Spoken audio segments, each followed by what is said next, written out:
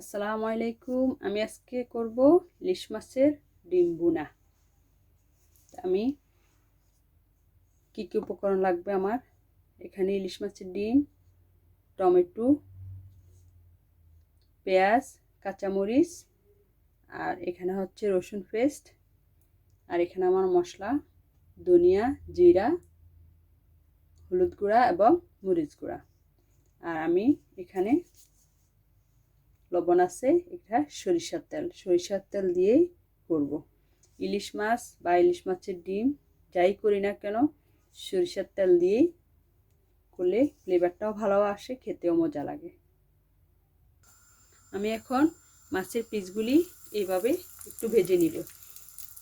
চাইলে সিদ্ধ করা যাবে, তো আমি এখানে একটু ভেজে নিব মাছের পিসগুলি। মাছের পিসের সাথে আমি হলুদ, মরিচ এবং লবণ এগুলো দিয়ে একটু করে নিব। ডিমের পিসগুলি আমি এভাবে উল্টিয়ে একটু হালকা তেলের মধ্যে ভেজে নিয়েছি। এখন আমি তুলে নিব।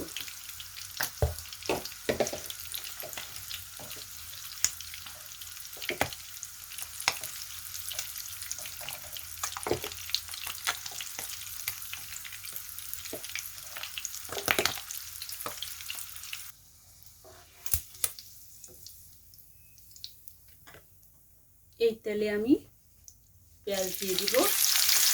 পেঁয়াজটা একটু নেড়ে নিব। পেঁয়াজটা একটু লালচে হয়ে আসলে, যখন দেখবো যে পেঁয়াজটা একটু হয়ে এসেছে, এখন আমি রসুন পেস্ট দিয়ে দিব এবং লবণ দিয়ে দিব পরিমাণ অনুযায়ী।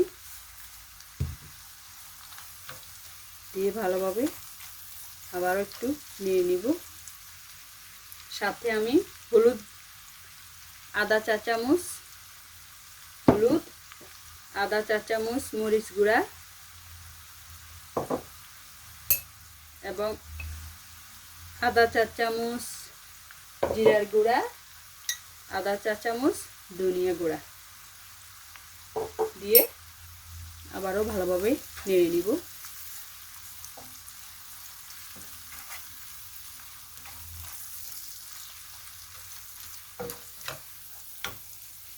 সাথে কাঁচামরিচ দিয়ে দিব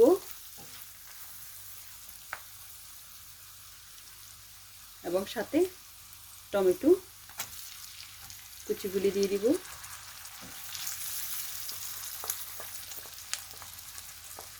দিয়ে ভালোভাবে নেড়ে নিব। টমেটো আমি একসাথেই দিয়ে দিয়েছি, কারণ অনেক সময় মশলাগুলি নিচে লেগে যায় বা পড়ে যায়, তো সেদিকে খেয়াল রাখতে হবে। এখন আমি একটু অপেক্ষা করব মশলা কষানোর জন্য। আমি বাটিতে করে একটুখানি পানি দিয়ে দিয়েছি। দিয়ে ভালোভাবে নেড়ে নিব। নিয়ে অপেক্ষা করব, কষানোর অপেক্ষা। পানিটা শুকিয়েছে, শুকিয়ে উপরে তেলটা বেশি এসেছে তেল।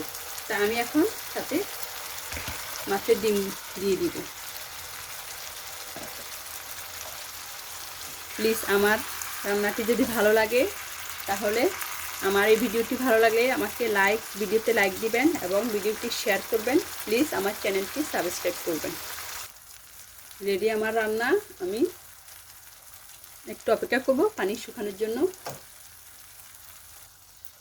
রেডি আমার ইলিশ মাছের ডিম ভুনা।